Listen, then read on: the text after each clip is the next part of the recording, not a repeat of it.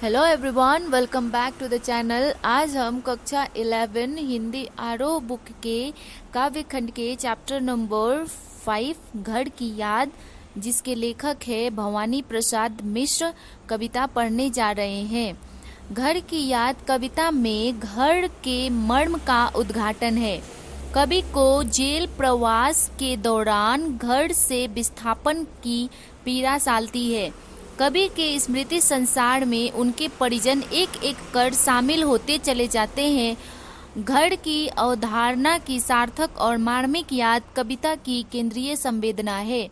तो आइए अब हम इस चैप्टर को शुरू करते हैं। घर की याद।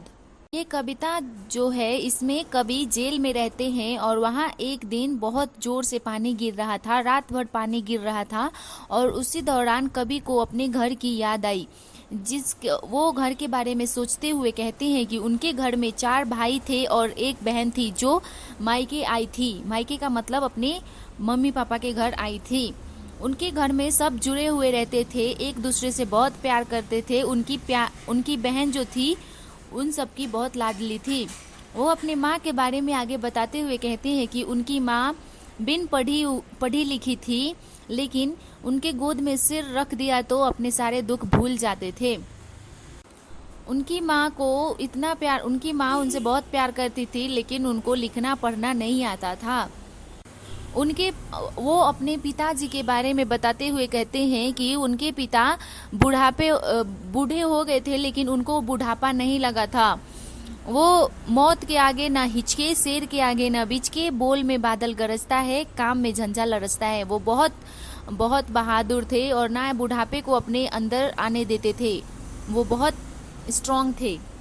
आगे वो बोलते हैं कि आज जब गीता पाठ करके 200 साल और जो गीता पाठ में होता है वो सब पढ़ के वो जब नीचे आए होंगे तो उनकी आंखों में पानी आ गए होंगे।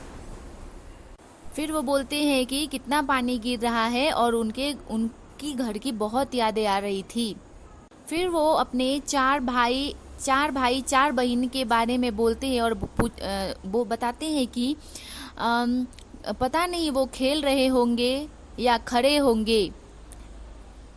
फिर वो अपने पिता के बारे में बताते हैं कि उनके पिताजी को बुढ़ापा बिल्कुल भी नहीं भाया, मतलब उनको नहीं लगा और वो रो पड़े होंगे 5वें को याद करके। ये जो थे अपने 4 भाई बहन में ये 5वें नंबर पे 5वें भाई थे।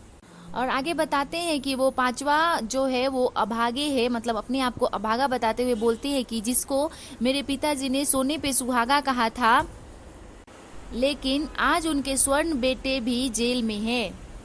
फिर वो आगे बताते हैं कि वो लोग मुझे इतना याद करते होंगे, पिताजी शायद मुझे बहुत याद करते होंगे और बोलते होंगे कि वो कितना सहता है।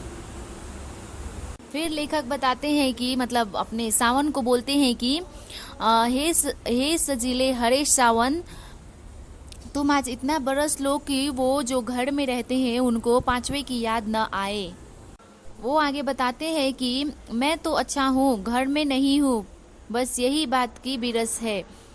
वो कहते हैं कि वो जो बारिश होती है, बारिश की बूंदे, उनसे बोलते हैं कि उनसे कहना कि मैं पढ़ रहा हूँ, कोई काम कर रहा हूँ और नाम कर रहा हूँ। बहुत लोग उनको चाहते हैं और उनके बारे में कोई शोक मत करना। आगे वो बोलते हैं कि ये भी बताना कि मैं मस्त हूँ, काटने में व्यस्त हूँ और उनका जो वजन है वो 70 शेर है और भोजन उनका ढेर है। और आगे कहते हैं कि ये भी बताना कि मैं कूदता हूँ, खेलता हूँ, दुख डट कर ठेलता हूँ और कहना कि मैं मस्त हूँ, ये न बताना कि मैं दुखी हूँ या अस्त हूँ। और वो फिर बोलते हैं कि ये मत कह देना कि मैं चुपचाप बैठा रहता हूँ और खुद को पूछता रहता हूँ कि कौन हूँ मैं। ये सब मत बता देना उनको। ये सब बता के या फिर कोई बक मत देना, मतलब कोई क्लू मत दे देना जिससे उनको शक हो। तुम आज इतना बरसों हे सजीले सावन, तुम आज इतना बरसों की उनको 5वें की याद ना आए। Thank you. उम्मीद करती हूँ आपको ये पोएम अच्छी लगी हो। अगर अच्छी लगी तो वीडियो को लाइक करें, चैनल को सब्सक्राइब करें। Thank you so much.